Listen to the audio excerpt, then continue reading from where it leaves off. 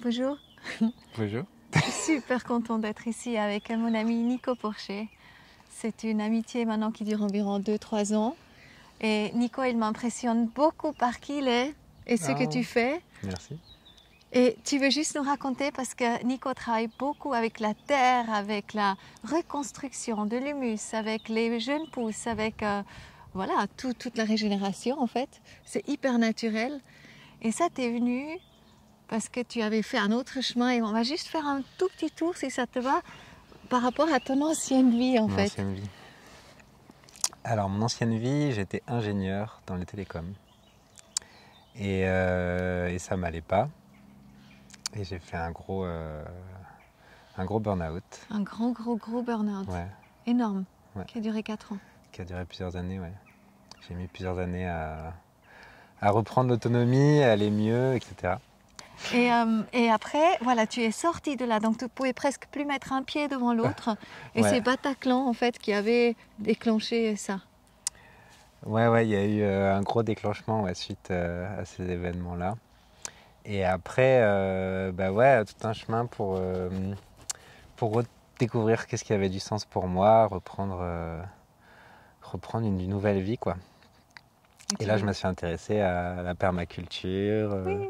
voilà, la terre, le jardin, tout ça. Et là, tu as le magnifique jardin. Ça s'appelle donc Ciel et Terre, c'est ce que je viens de lire aussi. Universel, Oui, c'est ça. Universel et terre, ouais. C'est le nouveau projet. Donc là, avant, c'était le musée des arômes et plantes à parfum. Projet de 40 ans porté par Nelly Grosjean, qui a transformé ce lieu, qui était un champ de patates quand elle a acheté, quoi. Elle a fait un lieu magnifique. Et là, qui revit à travers tout ce qu'on relance en ce moment. Et l'idée sur le jardin, moi je fais des micro-pousses, des jeunes pousses que tu as vu tout à l'heure. Et au jardin, là, c'est plutôt basé sur les aromatiques, les fleurs. Donc on va faire des fleurs comestibles, des fleurs coupées, faire des bouquets, des aromatiques. Et pour les marchés. Ouais, voilà. Génial. Et qu'est-ce qui te pousse là en ce moment de travailler comme ça à la terre? Parce qu'en fait, tu connais pas d'heure presque. Hein. On est d'accord, tu vas sur le marché très tôt le matin, etc. Qu'est-ce qui te pousse et qu'est-ce qui fait en fait que tu te donnes tellement corps et âme dans ce travail-là? C'est une bonne question. Non, ouais, moi ce qui m'intéresse, c'est vraiment ce lien au vivant. Donc tout à l'heure tu parlais voilà, de régénération des sols, d'arriver à travailler avec un sol qui va être de plus en plus vivant, augmenter la biodiversité qu'il y a autour, C'est ça. le vivant qu'il y a autour de nous, quoi. C'est ça. Donc C'est ça qui a du sens pour moi. C'est un engagement, hein, on peut dire. Hein. C'est vraiment un engagement. Et tu rêves un petit peu aussi que de plus en plus de gens en fait, vont commencer à s'y mettre. Bon, il y en a déjà un grand Bien sûr, de aussi. plus en plus de gens. Les gens comprennent qu'il y a une limite au système dominant, on va dire, quoi, qui est basé plutôt sur la mort, quoi, que sur le vivant. C'est ça. Ouais. Paraît-il, il n'y en a plus que 30%. En fait, nos sols, ils ont perdu 70%, 70% de tout ce qu'ils auraient besoin, donc avec tout ce qu'on donne à nos terres. Donc, il a vraiment besoin qu'on le... Voilà, ouais, c'est sûr, il y a tout un régénère. écosystème naturel. Il y a plein de mouvements là en marche, quoi, que ce soit la syntropie, la permaculture, C'est ça. toutes ces choses magnifiques où des gens se bougent pour découvrir d'autres nouveaux systèmes basés plus sur le vivant, quoi. C'est génial. Il y a une histoire que j'adore. En fait, tu me racontais comment chauffer l'eau avec du fumier de cheval. Tu me racontais comment ça marche? C'est ce qu'on a fait dans la serre là, pour nos semis. Donc l'idée, c'est juste les anciens maraîchers faisaient beaucoup ça, en fait, réutiliser du fumier qui en compostant va chauffer, donc qui peut monter jusqu'à 70 degrés, quoi. Et avec ça, en fait, en récupérant cette chaleur-là, on peut chauffer de l'eau pour chauffer nos douches ou chauffer une maison. Donc vous mettez le tuyau juste à l'intérieur du fumier? Ouais. Et ça reste de l'eau chaude, ça chauffe tout le temps? Ouais, ça chauffe l'eau. Ça a une durée limite, donc plus le tas de compost va être grand, plus la durée va être longue. Mais il y a une histoire, il y a un monsieur qui s'appelait Jean Pin, qui lui remplissait sa piscine de broyat, donc il était forestier, donc de broyat de bois, quoi. Et avec ça, il chauffait sa maison, il faisait son biogaz pour mettre dans sa voiture, donc il roulait avec le biogaz de son compost. il chauffait toute sa maison, sa serre. Et lui, ça durait 18 mois, je crois, il faut regarder exactement. Mais... Wow. Et tu fais aussi les toilettes sèches? Ouais, ouais, donc ici, on a mis des toilettes sèches pour les gens qui sont de passage, pour les stages ou les événements qu'on fait. Donc pareil, on récupère le compost des toilettes sèches. Et puis vous faites avec les palettes, etc. Ouais. Et ça va assez vite parce que tu crées pour faire un stage, puisque tu organises aussi des stages, ben, tu mets en place des toilettes sèches comme ça assez rapidement. Combien de temps ça prend quand tu t'y attelles? Combien de temps? Ça peut être assez rapide si tu as tout le matériel et les palettes à dispo. Je sais pas, là, pour en faire 6, on a dû mettre 2 jours. En faisant des douches aussi, quoi. Et vous étiez combien? On était 2. Ah oui, d'accord. Ok, génial. Et tu organises alors tes stages ou tu souhaites organiser de plus en plus? Quel est le contenu de tes stages?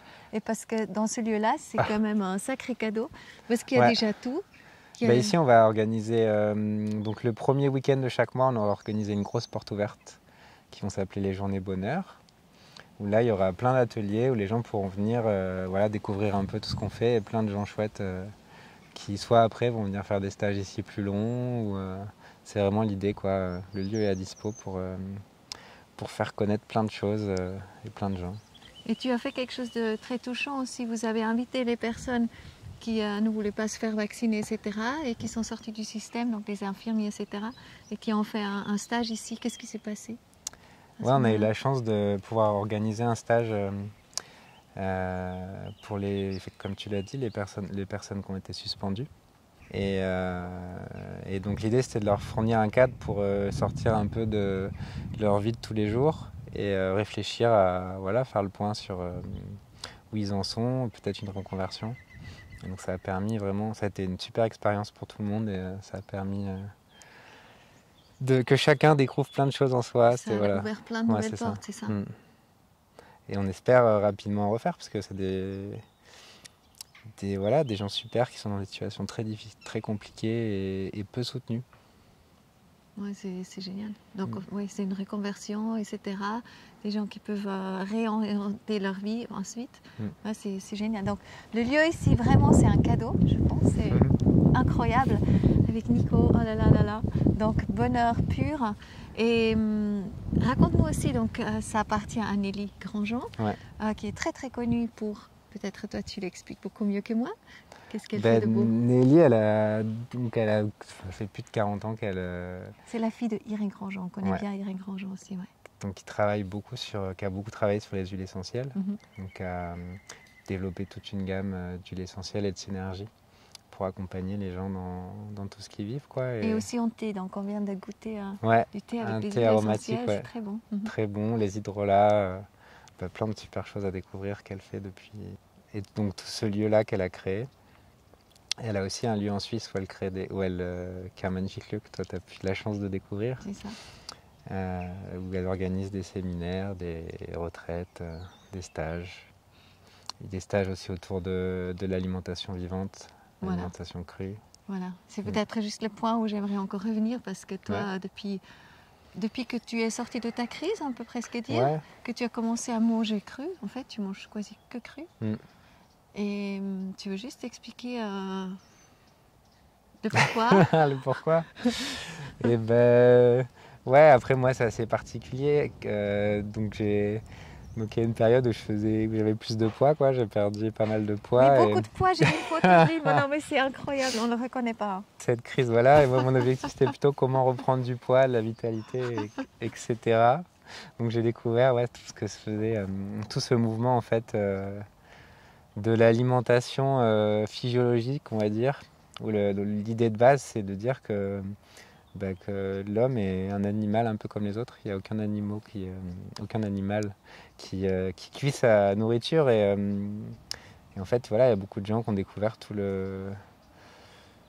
les problèmes liés à la cuisson de nos aliments. Mais ça n'arrive pas non plus faire le feu, les animaux. Ouais. Ça, c'est important aussi. Bien sûr. Mais il y a beaucoup de gens qui ont travaillé sur toutes ces idées-là et ce que crée la cuisson, la dénaturation des aliments et plus globalement la transformation en fait de l'aliment. Et il y a beaucoup d'aliments qu'on ne mangerait pas à l'état naturel, comme les céréales par exemple, on est obligé de les transformer pour les manger, etc. que ça m'a beaucoup intéressé et j'ai retrouvé toute cette vitalité en allant vers cette alimentation-là. Et j'ai eu la chance de passer beaucoup de temps avec deux amis, Mimi et Jackie, qui eux donc sont des sportifs de haut niveau et qui ont eu une transition vers une alimentation crue et eux-mêmes de fruits. On peut dire qu'ils sont frugivores depuis 10 ans. Donc ça, c'était une expérience super intéressante aussi à vivre. Merci Nico. Merci Coco. Et ouais, alors le lien, on va le mettre dessous, je pense, de la vidéo. Comme ça, les gens peuvent te trouver, aller voir les portes ouvertes, s'inscrire pour un stage. Voilà, juste. Et en fait, tu cherches quelqu'un ici. Ouais, si des gens ont envie de venir nous aider sur la ferme, j'ai envie de dire. Mais pour dormir sur place aussi. Ouais. Ouais. Ouais, bien sûr. Donc c'est possible, c'est extraordinaire. Donc il y a des portes incroyables qui s'ouvrent. Donc simplement, contactez Nico et...